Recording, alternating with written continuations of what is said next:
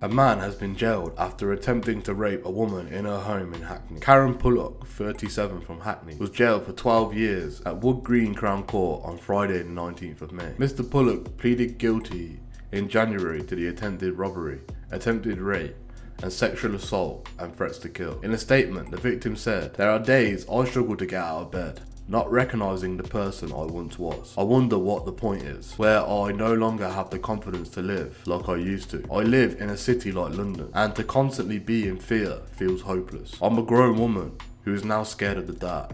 I feel embarrassed trying to make plans to see friends, or client meetings, or having to work around this. In the winter months, it makes it basically impossible." The harrowing incident unfolded after Mr. Pullock, who lived in the same block of flats as the victim, entered her home through an adjoining attic on the 30th of June 2022. The victim returned home later that day, noticing the blinds had been drawn and her dog was unusually quiet. Mr. Pullock emerged from a dark room with a knife, grabbing the victim as she tried to fight him off. He overpowered her and held a knife to her throat, threatening to kill her if she continued to scream. He then took the victim into her bedroom, tied her to a chair and demanded money. He began to cut the victim's clothes off before sexually assaulting her and attempting to rape her. Shortly after, Mr. Pullock called the police, confessing to the incident. Officers immediately attended the scene and arrested him. Following extensive inquiries, including a thorough search of Mr. Pullock's home address, officers discovered that he had attached his phone to the peephole of his door so that he could monitor the victim's movements. Mr. Pullock was subsequently charged with a number of offences in connection with the incident before being remanded in custody. Mr. Pullock is a truly dangerous individual who planned a terrifying attack on the victim for no reason other than his own gratification.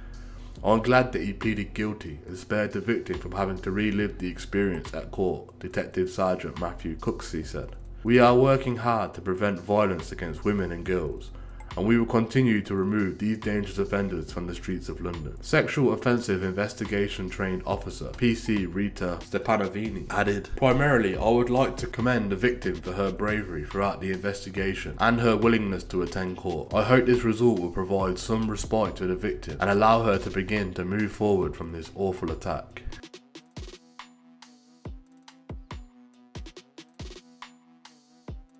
A judge has accepted that a much-loved man, held in high esteem by his family, had contended to trauma in his life, but she had to deal with him after his fourth drug conviction and jailed him for 5 years and 6 months. Rudolph Garnett turned to drugs after being plagued by his family bereavement and illness, Bristol Crown Court heard. He was then caught with Class A drugs, and as a fourth strike offender, he risked a minimum 7-year prison sentence. The 33-year-old from Lena Street pleaded guilty to possessing with intent to supply cocaine and diamorphine. He also admitted possessing cannabis. Judge Miora McMillan told him, "You are a 33-year-old man who I have to sentence for a very serious offence. In some senses, there are two people before the court today. One is a kind, intelligent family man, described as a good, caring and loyal. You are much loved by your family and much relied upon." Cagley Taylor, prosecuting, said the police detained Mr. Garnett in fish ponds and found him with wraps of heroin, crack cocaine, as well as a cannabis flowering head, and £2,160. A search of his address uncovered more packages of heroin and cocaine,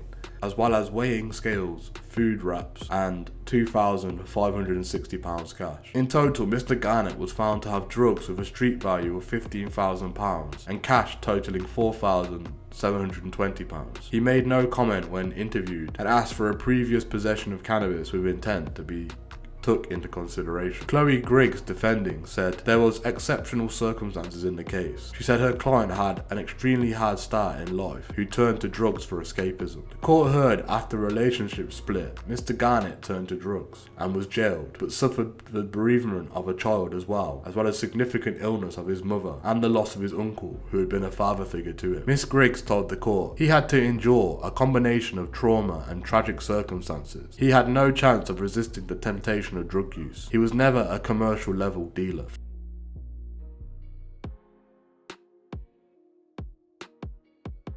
Three men have been found guilty of the murder of Adnan Seller, who was brutally attacked in Westminster on the 11th of June 2022. Adnan, who was 28, was targeted after receiving messages on Snapchat a week prior, alleging his involvement in another stabbing incident. An investigation by specialist crime detectives identified the culprits as Stephen Woods, Majid Kabiri, and Fadal Dabous. The court heard that each of them had a role to play in the planned attack and knew exactly where to carry it out.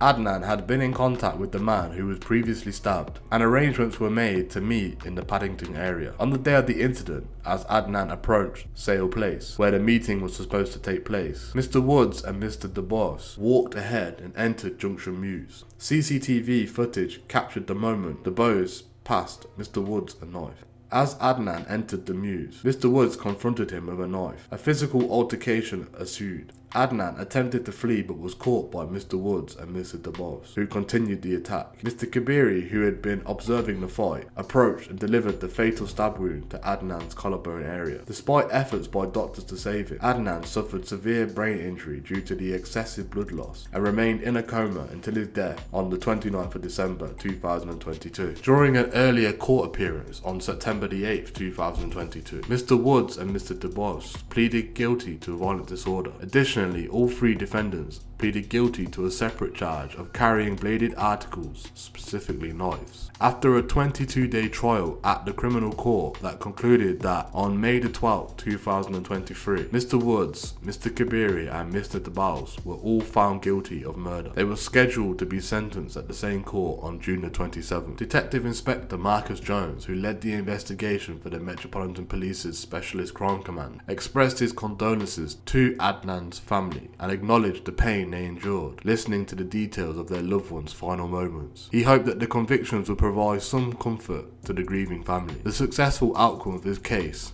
serves as a testament to the dedication and thoroughness of the investigative team in their pursuit of justice.